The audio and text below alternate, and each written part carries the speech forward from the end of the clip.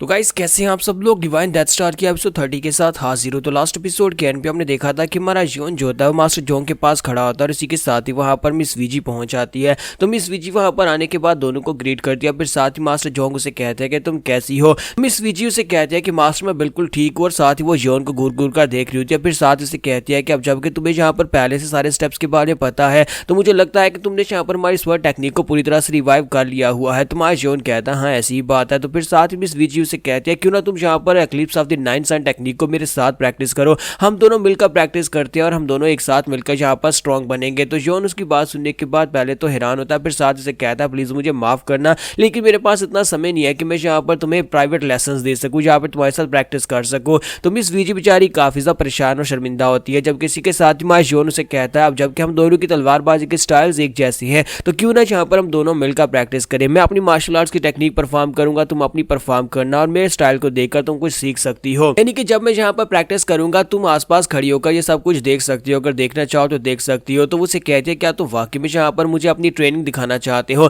क्या तुम श्योर हो कि तुम ऐसा करना चाहते हो। तो योन कहता है हाँ क्यों नहीं, क्या इस बात में कोई दिक्कत है। और इसी के साथ ही मिस वीजी जो होती है वो सोच रही होती है कि आखिर ऐसा कैसे हो सकता है कि कोई यहाँ पर अपनी पर्सनल मार्शल आर्ट्स को किसी दूसरे के सामने ट्रेन करते हुए दिखाना चाहता है, ये तो म्यूजियम में बहुत ही कम होता है। तो इसी के साथ ही वीजी उसे कहती है कि मुझे लगता है कि तुम यहाँ पर एक बहुत ही कमाल के मार्शल आर्टिस्ट हो और तुम्हारा दिल भी बहुत ज्यादा बड़ा है। जबकि मास्टर जोंग भी उसे कहते हैं कि हाँ तुम कुछ ज्यादा ओवरली जेनरस हो, मुझे लगता है कि हीवंस की तरफ से हम सभी के लिए एक बहुत ही बड़ा तोहफा बनकर आया हो। जब किसी के साथ ही हमारे योन को एक बात याद आती है जहां पर उसके सीनियर्स ने उसे बताया था कि किसी दूसरे को मार्शल आर्ट्स की ट्रेनिंग करते वक्त नहीं देखना चाहिए क्योंकि ये एक बहुत ही बड़ा क्राइम भी हो सकता है। क्योंकि अगर तुम यहाँ पर किसी दूसरे को उसकी इजाजत के बिना प्रैक्टिस करते हुए देखोगे तो वो बंदा यहाँ पर तुम्हारी जान भी ले सकता है। इसी बात के ऊपर तो बहुत सारे लोग म्यूजियम के अंदर मरे भी हैं। तो यहाँ पर एक अनस्पोकन रूल ये भी है कि म्यूजियम के अंदर कभी भी यहाँ पर किसी दूसरे की टेक्निक को चोरी छुपे हुए मत देखना जब वो प्रैक्टिस कर रहा हो, या फिर उसे यहाँ पर अपनी टेक्निक मत दिखाना जब तुम प्रैक्टिस कर रहे हो। तो मास्टर जिनमा भी वहीं पर होते हैं। तो हमारा ब्लू आई डीमन उसे ये सारी बातें बता रहा होता है। तो हमारा योन उनसे कहता है लेकिन मास्टर जिनमा तो हम सभी के सामने अपनी मार्शल आर्ट्स को परफॉर्म करते हैं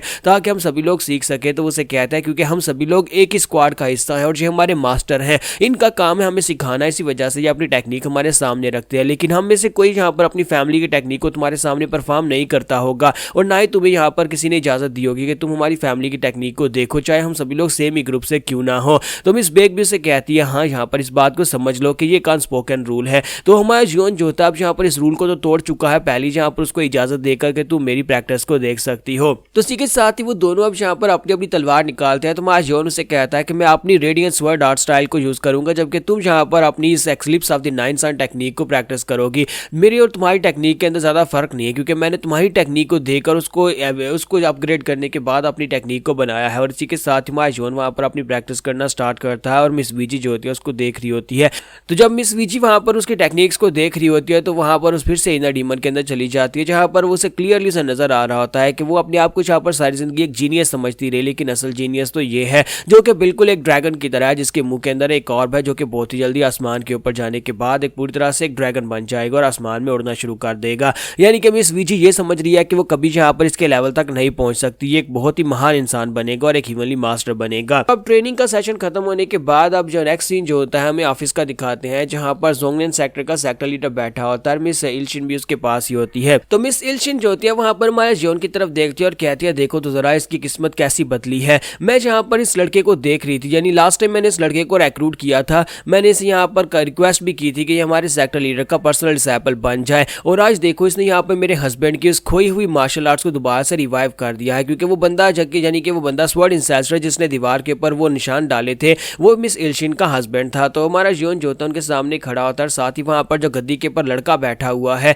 जो कि इस वक्त जोंगनेन सेक्टर का लीडर है वो भी यहाँ पर मिस इल्शिन का बेटा है। तो मिस इल्शिन का बेटा यानी कि सेक्टर लीडर जो होता है उसे कहता है तो तुम्हारा नाम फ्लैश बाउंड है, तुम डीमन बेन विंग से हो, मैंने तुम्हारे बारे में काफी कुछ सुना और साथ ही मुझे ये भी पता चला है, मास्टर जोंग ने मुझे बताया कि तुमने मेरे फादर की खोई हुई टेक्निक को दोबारा से रिवाइव कर दिया, तुमने eclipse of the nine sun technique को दोबारा से रिवाइव कर दिया है। और सिर्फ इतना ही नहीं है बल्कि तुमने अपनी टेक्निक्स को मेरे डिसाइपल्स के सामने भी यहाँ पर शो करवाया, स्पेशली मिस वीजी के सामने तुमने अपनी टेक्निक्स को शो करवाया और यहाँ पर काफी अच्छे लेसन्स भी दे रहे हो। सबसे पहले तो मैं यहाँ पर तुम्हें थैंक यू बोलना चाहता हूँ और दूसरी बात यह है कि तुमने हमारे पर एक बहुत बड़ा एहसान कर दिया। मैं जहाँ पर सोच रहा हूँ कि तुम्हारे इस एहसान का बदला कैसे चुकाएंगे। तुम्हारा योन चुपचाप वहां पर खड़ा होता है, फिर साथ ही वो कहता है कि अगर आप यहाँ पर इस एहसान का बदला चुकाने के बारे में सोच रहे हैं तो मेरी एक रिक्वेस्ट है, प्लीज यहाँ पर टायरेंट स्वॉर्ड सेक्टर के खिलाफ जो फाइट होने वाली है उस फाइट का हिस्सा मुझे भी बनने दे। तो ये बात सुनने के बाद वो हैरान तो होते हैं, लेकिन इसी के साथ ही वो इसे इजाजत दे देते हैं। अब यहाँ पर से नेक्स्ट सीन बाहर का दिखाते हैं, जहाँ पर मिस वीजी जो होती है अभी भी प्रैक्टिस कर रही होती है। वो अपनी तलवार को लेकर वहाँ पर प्रैक्टिस कर रही होती है, काफी अच्छे से वहाँ पर eclipse of the nine sun technique को परफॉर्म कर रही होती है, लेकिन साथ ही वहीं पर रुक जाती है।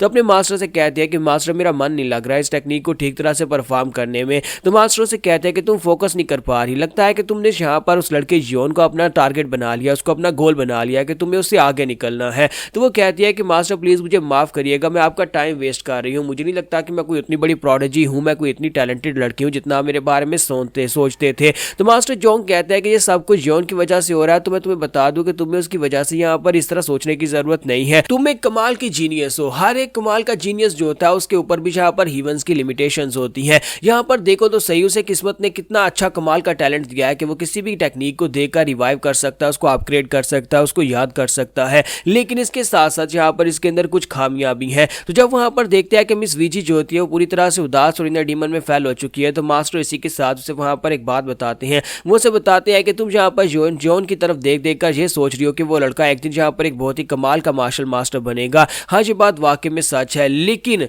मुझे लगता है कि तुम उस लड़के की तरह बिल्कुल भी नहीं हो, एक दिन तुम उस लड़के से आगे निकल जाओगी। मुझे लगता है कि कल को तुम यहाँ पर अपने ही बच्चों को, अपने डिसाइपल्स को ये कहानियां सुनाया करोगी कि तुम एक ऐसे मार्शल सेज के एरा में रह चुकी हो, एक ऐसा मार्शल सेज तुमने अपनी आंखों से देखा है जो कि किसी भी टेक्निक को रिवाइव कर सकता था सिर्फ दीवार के ऊपर बने हुए साइंस की मदद से, और तुम्हारे लिए बहुत ही बड़ी ऑनर की बात होगी। तो मिस वीजी कहती है कि हाँ मास्टर, मैं इस बात को हमेशा याद रखूंगी और उसने यहाँ पर मुझे जो टेक्निक सिखाई है मैं उसको भी कभी नहीं भूलने वाली। तो इसी के साथ ही मास्टर से कहते हैं कि तो क्या तुमने यहाँ पर उस लड़के के एपेक्स मेरिडियन पॉइंट को देखा है? मुझे लगता है कि तुमने इस बात को नोटिस नहीं किया होगा। उसे नेचर की तरफ से एक बहुत ही बड़ा गिफ्ट तो मिला है, लेकिन उस गिफ्ट के साथ साथ उसे यहाँ पर एक कर्स भी मिला है। उसकी एपेक्स मेरिडियन पॉइंट के अंदर बहुत ही पावरफुल एनर्जी जमा होती जा रही है। मैं यहाँ पर क्लियरली देख पा रहा हूँ कि उसका एपेक्स मेरिडियन पॉइंट जो है वो एनर्जी को स्टोर किए जा रहा है, यानी कि जितनी ज्यादा एनर्जी को वो स्टोर कर रहा है कि नॉर्मल ह्यूमन बॉडी इस एनर्जी को स्टोर नहीं कर सकती। वो एक महान और कमाल का जीनियस तो बनेगा, लेकिन वो अपनी दुनिया के ऊपर एक छाप छोड़ना चाहता है, क्योंकि उसे भी इस बारे में पता है कि उसके साथ क्या होने वाला है।